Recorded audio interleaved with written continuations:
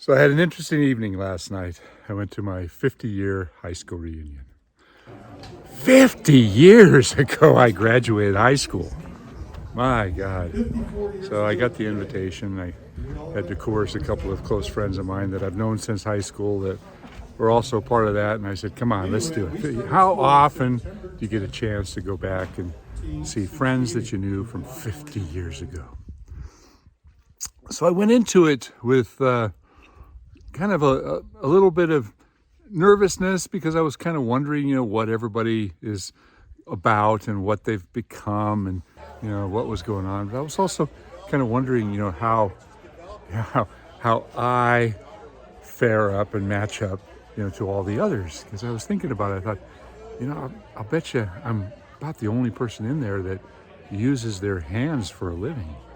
And it turned out I did meet a couple of people. I knew one guy that was a carpenter, and he's still pretty fit. And another guy who was a longtime rock climbing buddy of mine, and actually two guys were rock climbing buddies, and they're fit. But for the most part, most of these people were so out of shape that it was kind of sad. It was really kind of sad. I would say a good 75% of my high school class were people that didn't keep themselves fit. So that gave me a lot of thought. I thought, I think by choosing a career that keeps me physical and keeps me active is worth so much more than money.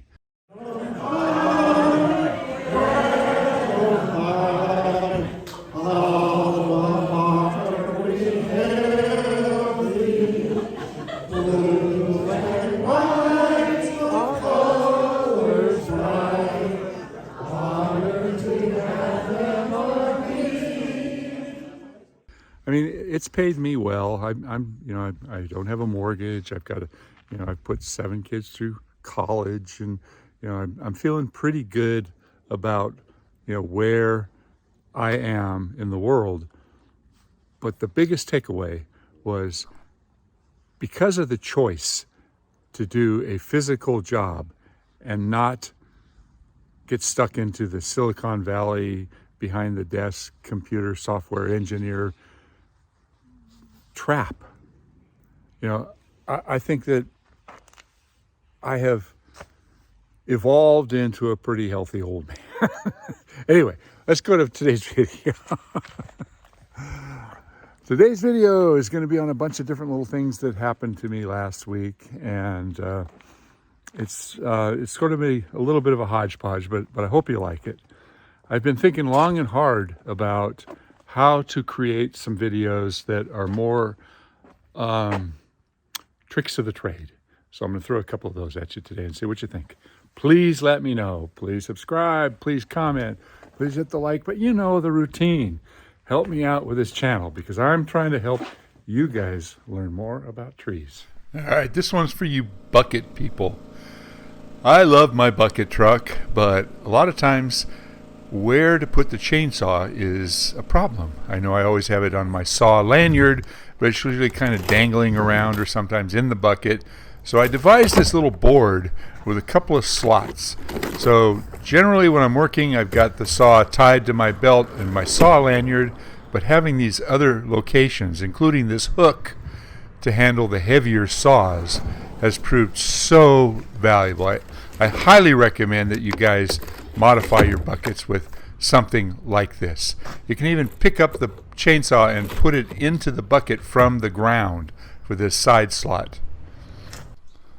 So I work on a lot of really high-end jobs for millionaires and billionaires, but every once in a while I run into a customer that's really humble, and this is kind of rare for the location that I am in Silicon Valley. This woman didn't have very much money, and she had a humble little backyard part of her house. She rented out the big part of the house, and she moved into the shack in the back, and I got to respect her for that.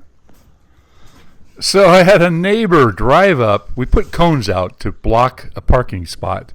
He drove up and drove right over our cones, glared at me as he got out of his truck, and then when we chipped, he proceeded to yell at us for getting dust on his truck. You run into all sorts.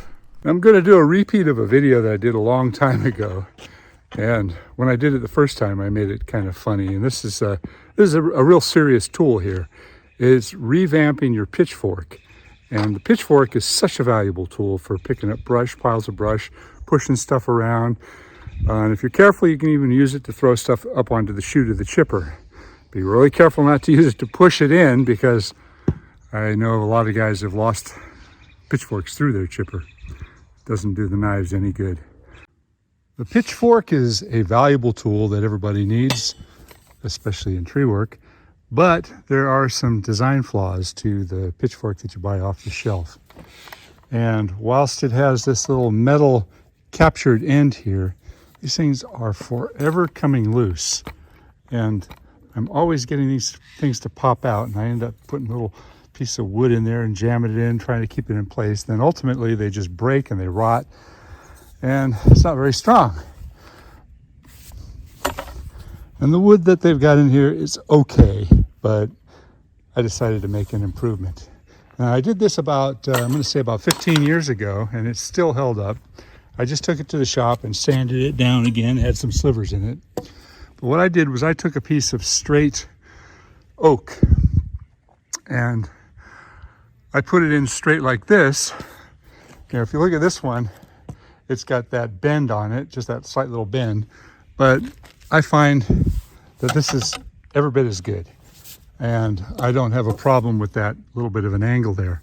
So what I did is I drilled a hole in here and I epoxied it in.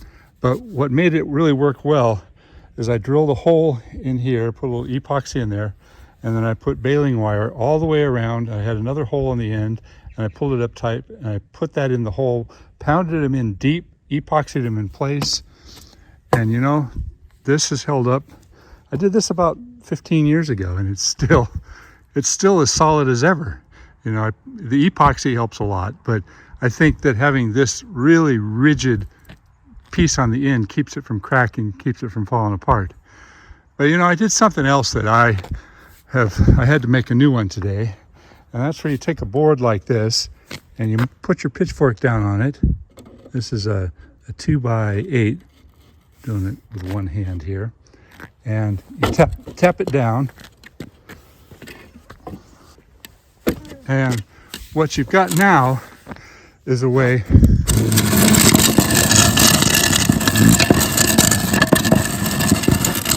to push a lot of brush. Like I said, this is brand new. It's going to take a little bit to get that little edge rounded over a little bit.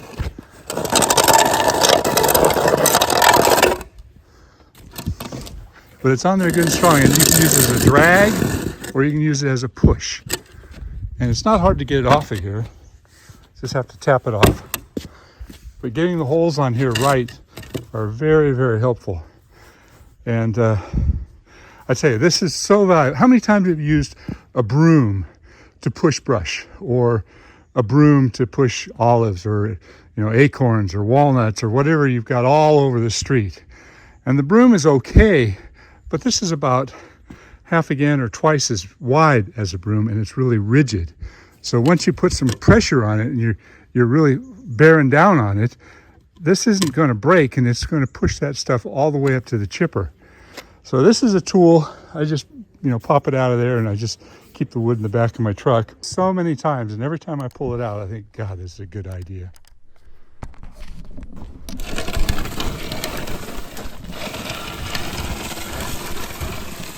There you go, tree in a pot. That's I guess it worked its way through it. So I saw on another YouTube video this guy that created a saw holding unit out of a tree stump.